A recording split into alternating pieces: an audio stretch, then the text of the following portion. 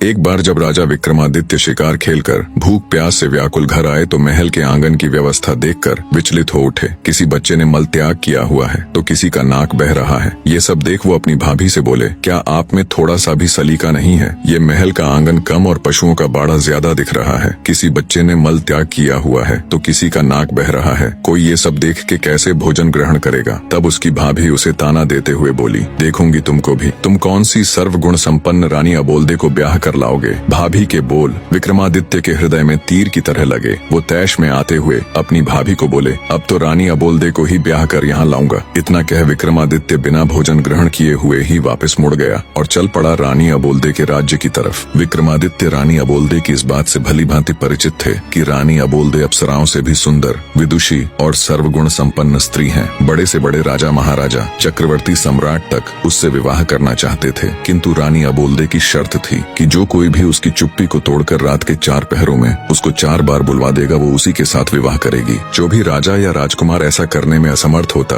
उसे रानी की कैद में रहने की सजा हो जाती। अब तक कोई भी राजा या राजकुमार 4 बार तो क्या, 1 बार भी रानी को नहीं बुलवा सके थे। 111 राजा व राजकुमार रानी को बुलवाने का ये असफल प्रयास कर चुके थे, जो अब उनकी कैद में पड़े थे। रानी अबोल्दे ने अपने महल के सामने एक बड़ा ढोल रखवा रखा था। जो कोई भी राजा या राजकुमार रानी से विवाह करने का इच्छुक होता, उसे डंके की चोट मार उस ढोल को बजाकर आगाज करना होता था। राजा विक्रमादित्य ने चलते चलते एक योजना बनाई। उसके पास 4 ऐसे अदृश्य वीर थे जो उनके हर हुक्म को मानते थे। राजा विक्रमादित्य उन वीरों के साथ शाम होने से पहले ही रानी अबोल्दे के महल के सामने पहुंच गया और डंका उठा, जोर से ढोल पर दे मारा। ढोल की आवाज सुनकर रानी ने अपने सेवकों को आदेश दिया, ढोल बजाने वाले को आदर सहित अतिथि गृह में ले जाए और उचित सत्कार किया जाए। रात का पहला पहर शुरू होने से पहले ही रानी अबोल्दे 16 श्रृंगार कर अपने महल में पलंग पर बैठ गई और सेवकों को आदेश दिया कि राजा विक्रमादित्य को उनके समक्ष लाया जाए। राजा विक्रमादित्य सेवकों के आग्रह पर रानी अबोल्दे के महल में आ गए और अपनी योजना के अनुसार अपने 4 अदृश्य वीरों को